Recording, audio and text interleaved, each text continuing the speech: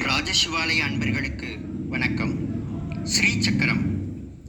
ஸ்ரீ சக்கர ராஜசிம்ஹாசனேஸ்வரி ஸ்ரீ லலிதாம்பிகையே. ஸ்ரீ சக்கர ராஜசிம்ஹாசனேஸ்வரி ஸ்ரீ லலிதாம்பிகையே புவனேஸ்வரி. பலவிதமாயுனை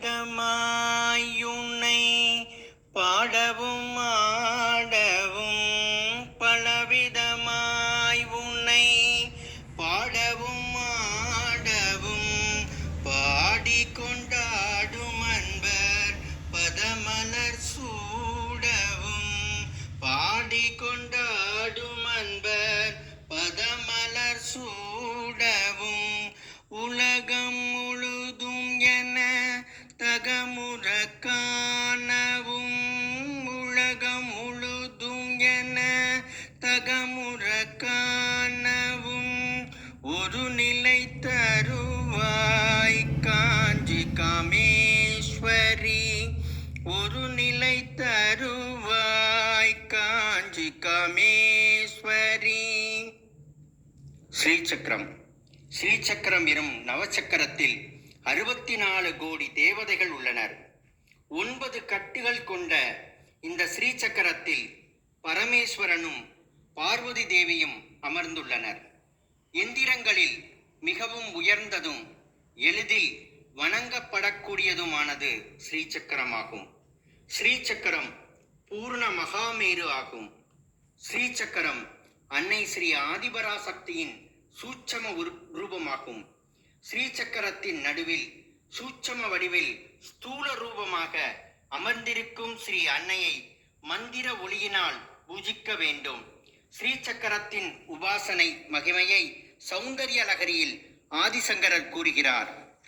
ஸ்ரீசக்கரத்தை பூஜித்து அன்னையின் அருள் பெற நடுவிலுள்ள பிந்துவில் பூக்களையும் குங்குமத்தையும் சேர்த்து பூஜிக்க வேண்டும்.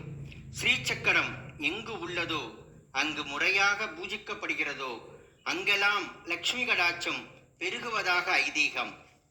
ஸ்ரீசக்கரம் ஸ்ரீ மாங்காடு அம்மன் காமாட்சி அம்மன் கோவில் சிறப்பாக அமைந்துள்ள ஸ்தலங்கள்: காஞ்சிபுரம் ஸ்ரீ காமாட்சி அம்மன் கோவில், ராமேஸ்வரம் பர்வதவத்தினி சன்னதியில் தங்க ஸ்ரீசக்கரம், திருவெற்றியூர் தியாகராயர் கோயில் வட்டப்பாறை அம்மன் சன்னதியில், சென்னையை ஸ்ரீ காளிகாம்பாள் கோவில் மூலஸ்தானத்தில், சென்னை நங்கநல்லூர் ஸ்ரீ ராஜராஜேஸ்வரி ஆலயத்தில், திருவண்ணாமலை ஸ்ரீ ரமணாசிரமத்தில் ஸ்ரீசக்கரமேடு சன்னதியே உள்ளது.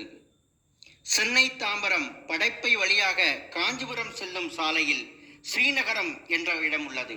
இங்கு மகாமேரு தியான நிலையம் என்று உள்ளது. இங்கு ஸ்ரீவித்யா தந்திர முறைப்படி முறையாக நித்யா தேவிகள் மற்றும் ஸ்ரீ வாராகி ஸ்ரீ ராஜ மாதங்கி நிறுவப்பட்டு ஸ்ரீசக்கரம் பூஜிக்கப்படுகிறது.